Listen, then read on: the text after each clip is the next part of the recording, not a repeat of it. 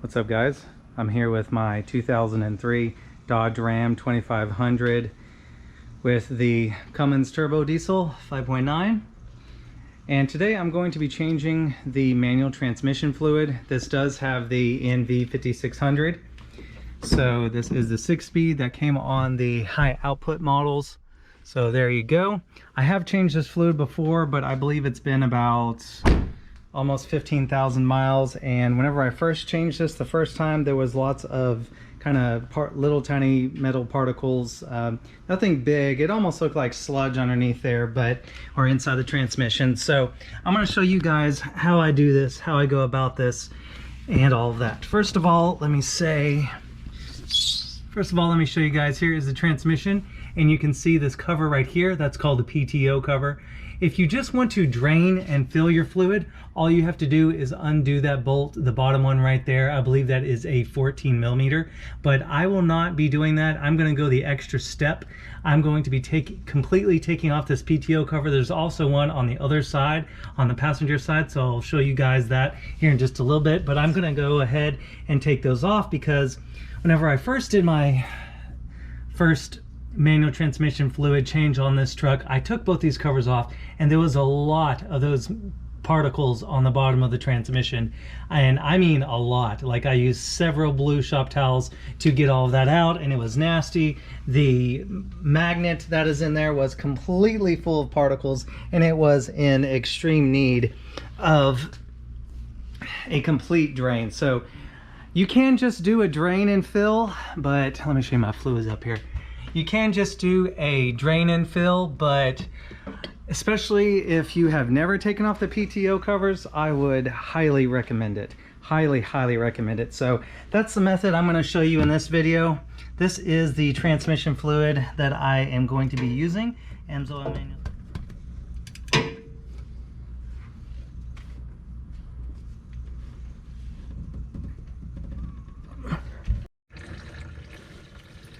Alright guys, well, I was gonna loosen the bottom bolt first, but I went to that one because that one was giving me a little trouble. So anyways, I got it draining out. I'm gonna go ahead and loosen all these other 14 millimeter bolts and take off that PTO cover.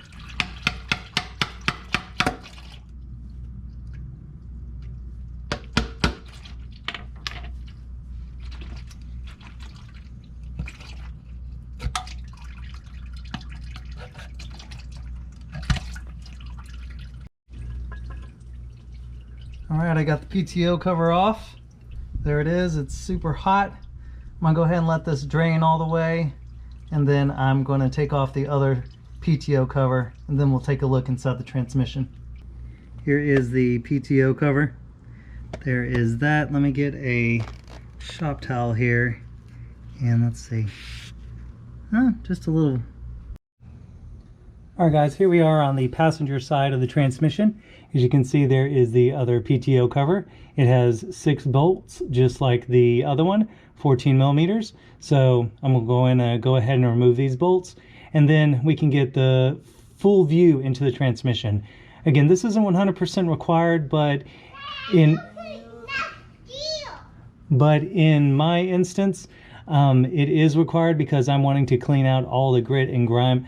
Well, not grime, but the shavings that are at the bottom of the transmission, and I'll show you just how much was in there. So I'm going to go ahead and remove that, and then we can do a deep clean of this transmission. Alright guys, so I had read online that if you jack up the rear end of the truck, then more transmission fluid will come from the back of the transmission and it will come out. So I have the jack under the rear end. I'm going to jack it up, and let's see if any more fluid comes out.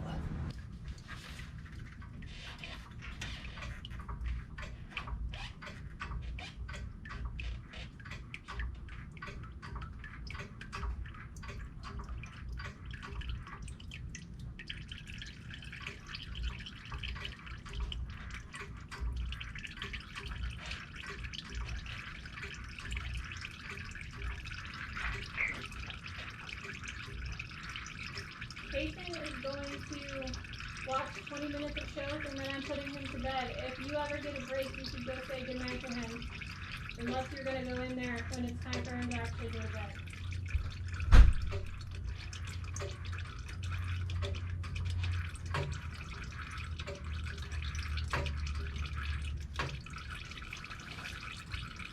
All right, guys, so the wheels are a good 6 inches off, at least 6 inches off the ground.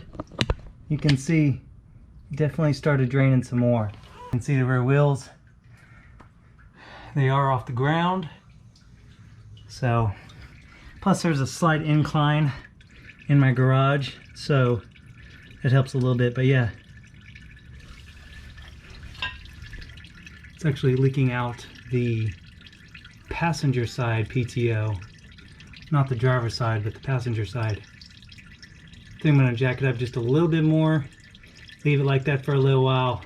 All right, guys, you can see I have the rear end of the truck jacked up quite a bit. You can see it right there. I probably have the wheel, looks like almost a foot off the ground, but yeah, I have the rear end jacked up so more transmission fluid can leak out of the transmission. So, well, not leak, but drain out of the transmission.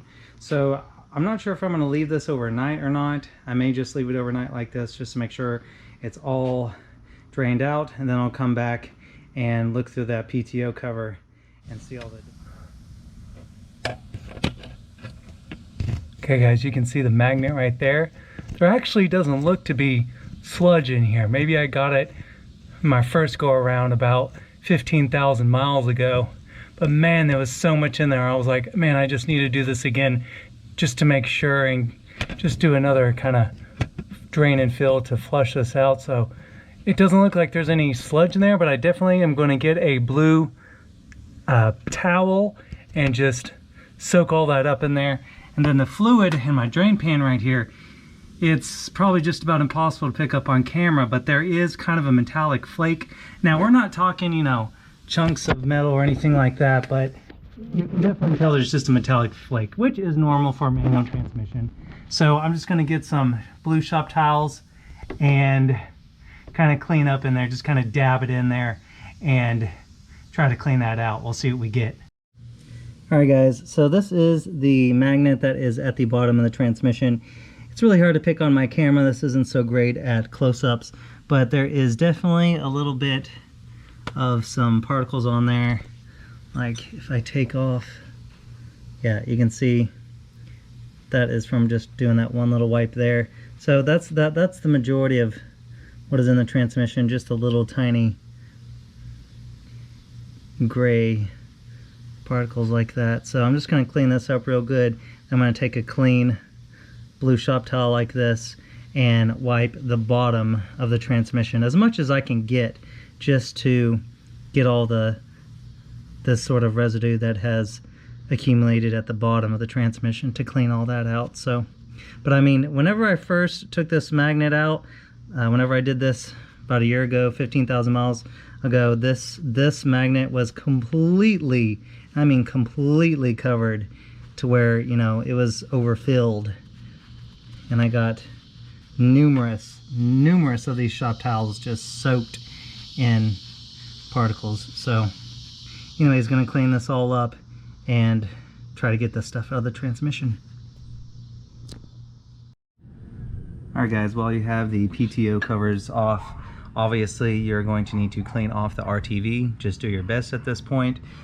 Mine was pretty dirty. You're definitely going to need to allot some time to doing this. I find that a tool like this, just a razor blade holder right like this, works really well just by scraping these edges, and also obviously you need to do it on the transmission as well. This is soft metal on this and the transmission, so try not to gouge it with a razor blade, so be careful on that aspect. And then I already wiped down each bolt, and I'm going to further clean them by using just a wire brush and cleaning them with the wire brush before I put these in. And these kind of get some RTV on them, so it kind of gets caked in the threads and all that, so I just like to clean all that up before I put it back on the transmission. So just make sure you do a good cleaning job and you'll be good to go.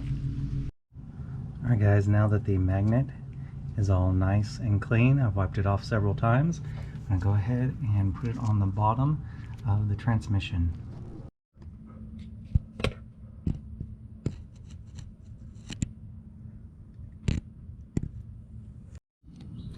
Alright guys, so this is the RTV that I use. It's called the Right Stuff. You could use your RTV of choice, but I find that this stuff works really well. So how I apply it is I apply a pretty thick bead, and I just go all the way around the cover, and I even go over the bolt holes right here, because you do need a little bit around the bolts, because if you do not, then there is a possibility that it could leak from that part right there. So just go all the way around, put a nice good bead all the way around, and then we can bolt it back up to the transmission. Also, I do take some brake cleaner and I kind of spray the transmission, the mating surface where the PTO cover will go, just so you know for sure, you know, after you clean up all the gasket and everything, you just want to get it extra clean so it makes a nice, good, tight seal.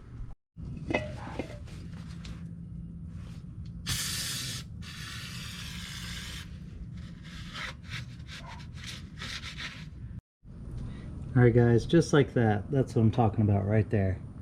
That's about how much you need.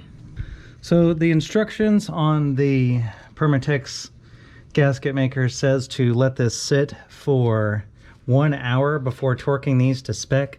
So I'm going to go ahead and follow those instructions. I'm going to tighten these down, but I'm not going to get them all the way tight. So I'm going to wait 1 hour, and then to torque these down, it will be 30 foot-pounds. Alright guys, while that RTV is drying, let's go ahead and step into the cabin, and let's go ahead and show you where I refill the manual transmission fluid. So you can obviously open up the fill plug, but I don't do it that way. I actually take off the shifter here and this interior plastic piece to gain access to the top of the transmission, and I'm about to show you that. And the reason why I do that is because you can put just a little bit more manual transmission fluid in the transmission. That's debatable, but it won't hurt the transmission. The total capacity of this transmission is 4.75, and I only put 5 quarts in it, so that's not bad. But I've read online that some people put 6 or 7, so you can look that debate up for yourself. But anyways, let's continue on with this process. You need to take off all these little interior pieces, these little things that are in your cup holders, and they open up to where you can see a few screws. I believe there's a total of 3 of them. Actually, they're not screws. Looks like they may be 8 millimeters, but there's one right there. There is one down there, and then one underneath down there. So I'm going to go ahead and get my ratchet so we can pop this interior piece up to gain access to the shifter. After you get those 3 8mm bolts loose, you can see that this piece will now want to come off, but we need to unscrew the actual shifter. So I'm not doing the knob, I'm doing the actual shifter, like the whole rod here. So you just unscrew this, and then that will allow us to fully take this off. Okay, so now you can see it's loose. I'm going to go ahead and try to do this with one hand. Pick this up all in one.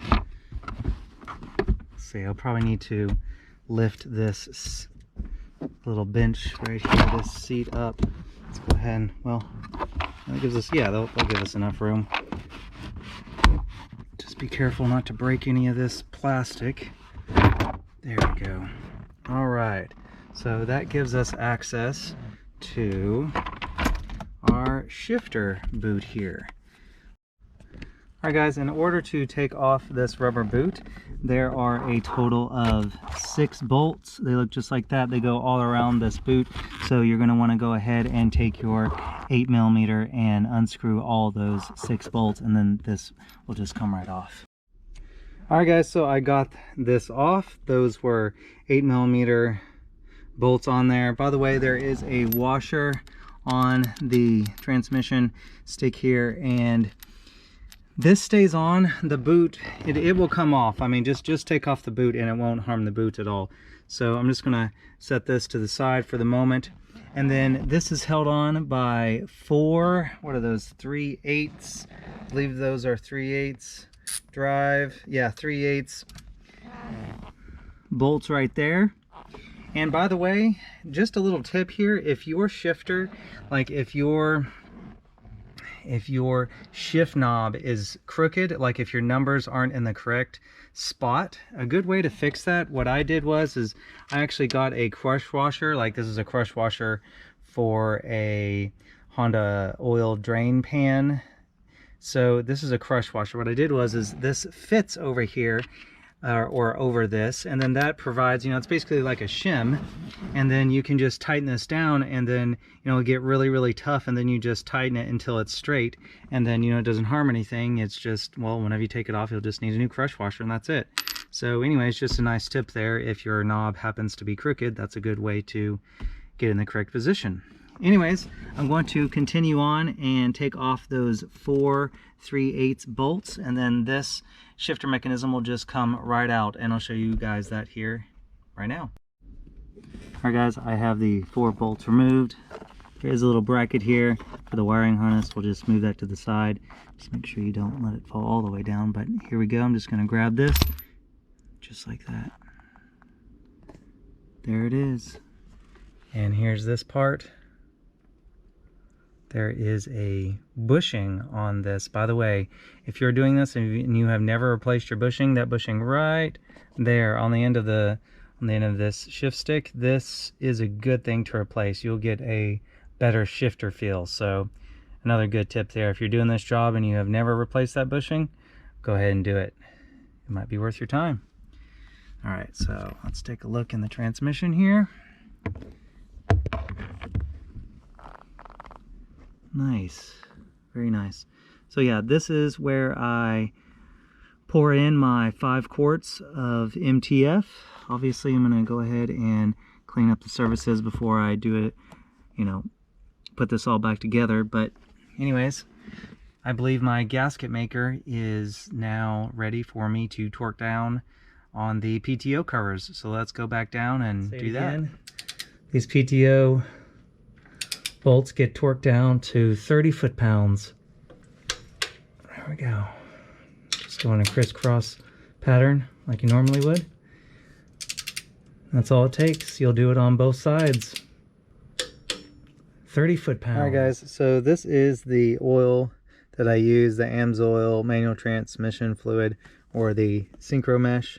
This is for the NV5600. It meets all the requirements. You can see right there, maybe you can't, it's a little hard to focus, but it does say this is for the NV5600. I find this works really well, so this is what I use. You can use whichever one you want. And so now that I have the PTO covers all nice and dry, I gave it you know, a few hours to dry versus just 1.5, which is what my Permatex gasket maker said to use. So anyways, here is again the open hole of the transmission, and all I'm going to do is pour this in. This is my preferred method because I am able to add just a little bit over spec, which I said was 4.75 quarts. I'm going to add 5, which is no big deal. Some people use 6 or 7 quarts, and some of the reason is that the story is the early NV5600s, I can't remember the year, but I want to say like maybe 01 and before of these trucks with the NV5600, they have problems with the rear bearings not getting enough lubrication. I believe they fixed that in the 02 and up, so 02 to 05 NV5600s. So this isn't a big deal, but it doesn't hurt to put 5 quarts in this, so that's what I'm going to do. Alright guys, so after you fill in your fluid, you just have to put everything back in the reverse of a removal. Just you know, your 4 bolts, and then your cover, and then your plastic pieces and all like that. Don't forget your new crush washer. If you have trouble putting your knob right where it needs to be, my pro tip is to put a crush washer, like I said, this is just a Honda drain plug, over this guy, and it acts like a shim to where you can just crush that down to get it into place.